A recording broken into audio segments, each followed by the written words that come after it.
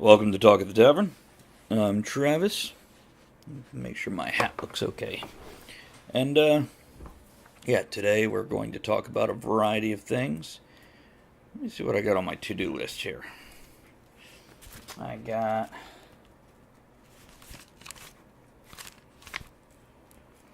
Oh, looks like... a story about my cats. A small rant about gas pumps. And I had something else too, but I don't remember what it was. Because that one's going to go separate. Okay, well, let's get started with those, and perhaps I'll actually remember what I had before. So let me throw the intro up there. We'll be right back. Make sure you subscribe while the intro's going. Because we're not talk the tavern. Okay, welcome back. Today I have it's an American. That's the brand name of this pipe. This is what they call a freehand. So basically it's slightly rough, carved in a few places, but smooth and odd shape. So it's not symmetrical. It's meant to be a little artsy or creative, if you will. I almost wish I was left-handed because of that groove right there is beautiful for resting your thumb. But I am right-handed, so I tend to hold it in my left. Anyhow, what I am smoking today, I just opened up yesterday. It's Peter Heinrich Special Selection English. Now, this has been aged 14 years. It was canned in 2004, which means that's probably helped it develop some flavor. It was canned in Germany, and besides saying Special Selection English, which means an English blend, so it's going to have more of that wood smoke flavor. You can smell the spicy reds in it too. Perhaps there's some Virginias in there with a lot of Kia. But anyhow, okay, I was going to smoke a cigar. I've got some work to do today. I'm going to be smoking a cigar for that. But I figured I'd get the video done first. I guess I could take those off. So that's what I'm drinking, or smoking. What I am drinking today is I have a Filthy Travis, which is...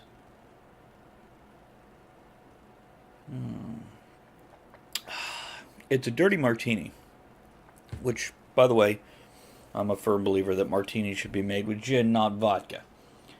Gin and maybe 15% vermouth. I don't dust my ice with it, then toss the vermouth out. I like the vermouth flavor. Gives it a little smoky, meaty flavor.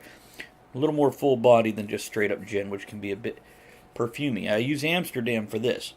Now, the filibuster gin I have works great for a gin and tonic. It's light, it's crisp, it's wonderful. But for this, the Amsterdam, which is a cheaper brand, not a bottom shelf, but it's not your Tanquerays and your the blue one, Sapphire. I like both of those, by the way. Just, you do what you can with your budget. And when something is costing more than double, well, you make your sacrifices where you gotta, or you go without. Now, there are many things I'd rather go without than have the cheaper version. In this one, I found Amsterdam does just fine. This is gummed up a bit. Not well cleaned after last time I used it. So I'm cleaning that out a little bit. Get a dusting of that out. If I'm a bit bleached, it's because it's beautiful, sunshiny. We are at a mid-40s, which is better than we've had for a week or two. We're down in the negatives a couple nights in the past week or so. So I am enjoying it and allowing my cats to enjoy it. Got the front door propped open, with the glass door in the way, but cats can at least lay there and look out at nature. It's everywhere. Okay, so I'm going to load this pipe up. Bear with me. So in the comments for you guys watching this, do you enjoy a certain drink? Do you enjoy pipes, just watching them? Let me know about that. And make sure you've subscribed to the channel, because I enjoy doing this, and the more I have for an audience, the more I enjoy it. Okay, almost loaded there. A little loose pinch right up on top. There it is. There it is. I don't think I'll fill it anymore. You watch. When I light this, it's going to expand a bit. Itchy, itchy, itchy. By the way, these lighters, I love them. You push up, sliding the casing down and the canister up. Lights out of the top. I don't burn my fingers. They were at a gas station for like a year, and I bought 3 or 4 of them. And once I used them, they weren't around. Found them again, bought 3 or 4 more. I am down to 1 now. If any of you see these out there, let me know. Especially if you're East Coast or Virginia, where I might be able to find them. Otherwise, if you enjoy the show and you want to put a few in a padded envelope and send them over, I'd really appreciate it. You might, because they're refillable also. But you might have to drain them of fluid before you send them because of regulations. Or just tell me where to order them.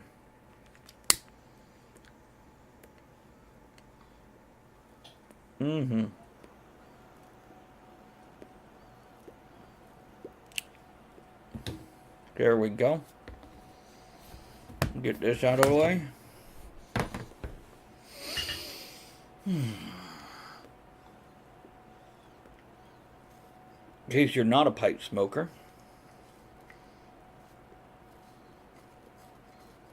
you can do this if you want, but it's not recommended that you inhale. It's recommended that you do not inhale. You just draw it in your mouth, taste the smoke, puff it back out.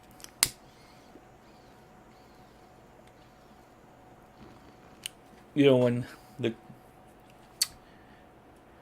settlers, explorers, colonists, whatever you want to call them, when they first started, when they found out the Indians smoked tobacco, which they would make teas out of tobacco also, and when they started smoking them in clay pipes, they would call it sipping the smoke.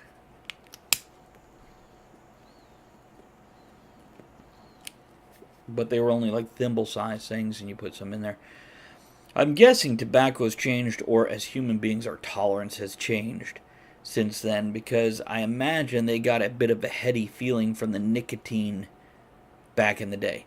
And I don't know if the nicotine content has dropped significantly, or our bodies have adjusted to it, or perhaps they don't have any resistance to it and we just build a tolerance very quickly.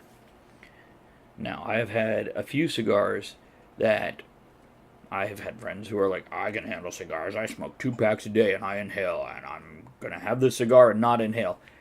And like 10 puffs into the cigar, they're like, I am lightheaded, things are spinning. Wow. Yeah, and that's a regular cigar. That's not any special cigars.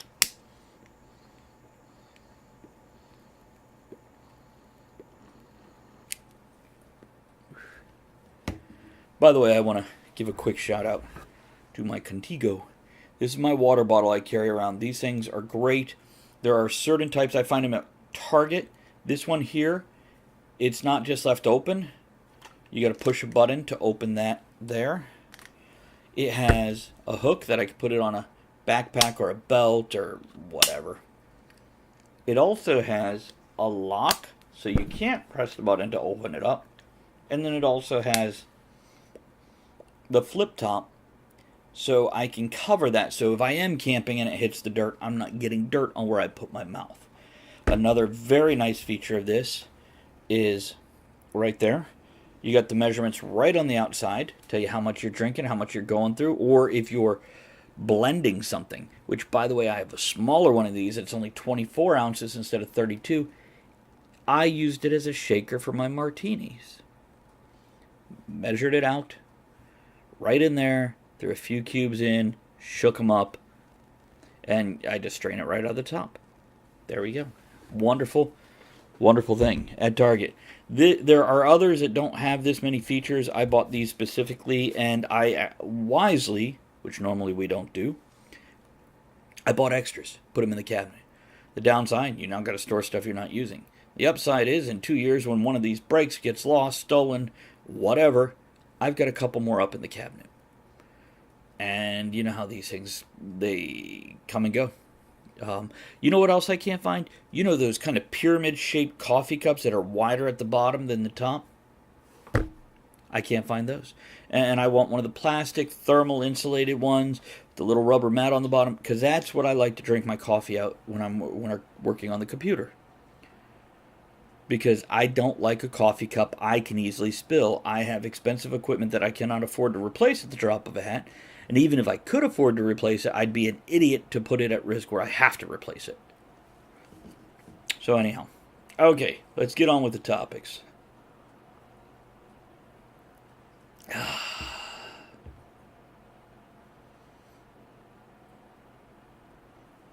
Here, I've got a topic. I'm really curious for your guys' comments on this.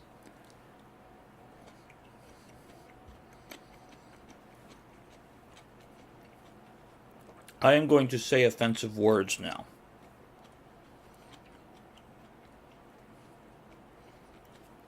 Funny thing is, I remember watching The Simpsons or something. Family Guy, I don't remember. Like in the late 90s, early 2000s. And one of the boy children were in trouble, and they're like, he used the R word. And everybody's like, oh, not the R word. Maybe it wasn't the cartoon ones. Maybe it was, I don't know. How dare you use the R word? There was no R word back then. Now we have an R word. And we have an N word. Now on these videos, if you've watched more than one, you've heard me say all kinds of swear words. I pepper my language with them. Low class, lack of intelligence, or just creative use of words, whatever you want to call it. I use them. That's that. But there's a few I avoid. Now, if you've been on the show, watched the show, you know I have Ed, who I've known for 20 years now, as a co-host. That's a black man. Which people are like, oh, it's a shame you've got to say that out loud, but you do. No, I'm sorry, you don't. I got distracted by something on the window. Only when, like last night, I'm introducing a guest. And to introduce him to Ed and Kevin, I can say, that's Ed, that's Kevin. I can't say the tall one. They're both sitting and they're at different distances from the camera. They can't tell. I used a descriptor, skin color. That's black man, that's a Brit. Guess Kevin's Brit colored. Anyhow, my point being,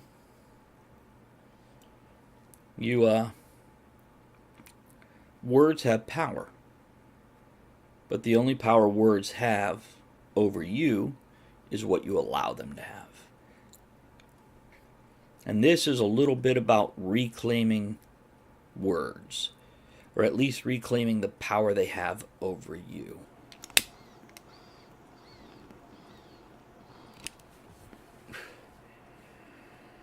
Words only have as much power over you as you allow them to. One great example of a group, a culture, whatever you want to call it, reclaiming a word, are black people who took the word nigger and used it, and used it, and used it. Now we have the unspoken and sometimes spoken rule of nobody else can use it. And I've seen politicians using other words related to it, not in a horrible racist way, but like it ruined their careers, niggardly, which means slow or whatever. It is not, it's a separate word, been around for a long time. My point is, this has been reclaimed. Now,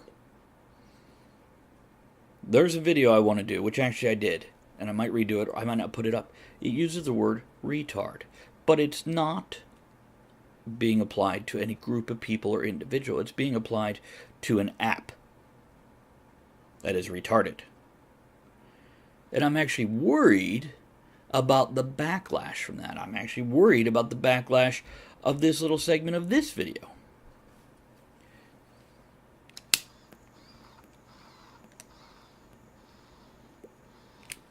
I taught my children words are only bad words when they're used to do bad things. I would use the example of I can call them Pumpkinhead, and if I say it with love and affection, it's not a bad word.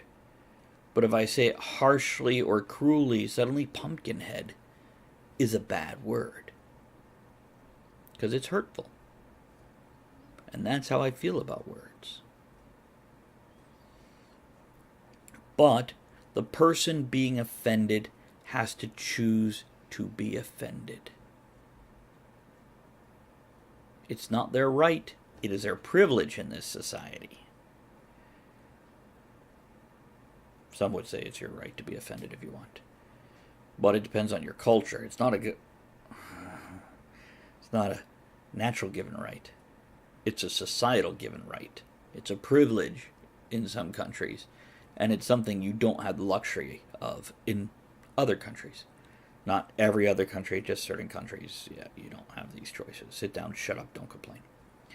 So anyhow, the lesson I'm trying to impart here is don't let other people control you, manipulate you, hurt you because of a word. Don't give them that power over you, over a word. This also allows us to continue to use words instead of having banned language. Whole words that we can't use because it offends people. Now, I can go with, well, we can't use certain words in negative connotations to offend people, to attack people, to be aggressive towards people. Sure. That makes sense. That's called being polite. Or not being an asshole. One of the two, maybe both.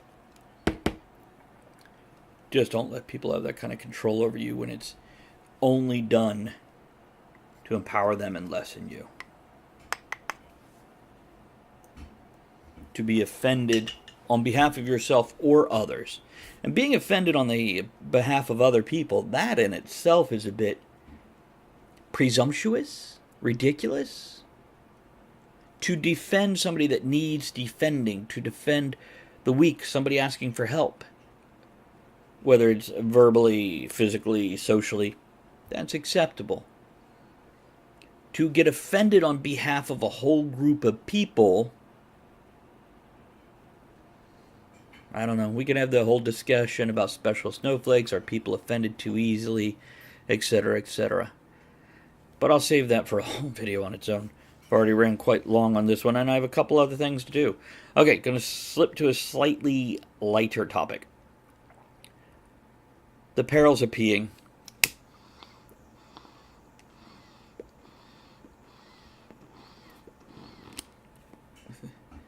The emergency of urination.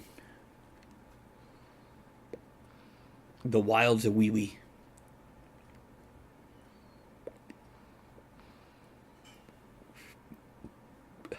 So the other day, I had to pee really bad. You know, when you pee so bad that the closer you get to the bathroom, the harder it gets because your bladder has this like expectation of, oh yeah, we're going to do this, baby. And you're like, yeah. And you get in there, and you turn around and you lift the lid so you can sit down or whatever. I'm just going to go with the broad spectrum, pretend everybody sits down like some cultures. And you go to pull your pants down and you realize that your button is buttoned, your pajama bottoms are tied, whatever, and now you have to fight your way through a belt, a buckle, a tie, or whatever. Finally, you struggle your way through this, and the whole time your bladder is like, you know what, you said we'd already be doing this, and I am so ready, and you've got like 3/4 of a second before I just let loose. And then you go to sit down, and one of your cats are now standing up on their hind legs with their paws on the seat, staring into the water, and you almost sit on their head. You are just like a standing sprinkler. You're just ready to go. Don't you hate that? And then when you do go, you are like a sprinkler. And you realize the perils of having that little crack between the seat and the bowl. Not that this ever happened to me, just saying. You know what else? Gas pumps. You ever gone in there and used your credit card and realize it's the wrong one? Or you're broke ass, you don't have enough in it and you've got to run it as credit instead of debit. Or You're putting part on this card, part on that card, whatever the case is, and you're like, okay, I'm done. I'm going to click cancel on the sale or hook it, flip the switch so you can start a second one. Why the hell does it take 30 to 60 seconds for that pump to reset? It seems like an eternity. Seems like you're there like 20 minutes waiting for this little thing to go sale canceled or whatever. Okay, can we do the new sale? I know the sale's canceled. I did it. What's the logic of that? Why is that computer so slow?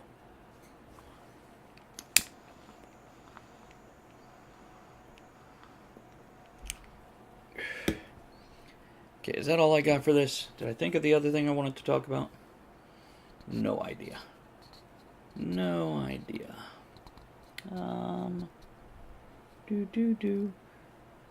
Yeah, I think that's going to be it. Watch for more videos. I have a few coming up that I'll be planning soon. And I will talk to you all later. Oh, check out those videos. Subscribe. Thumbs up for stupid stuff.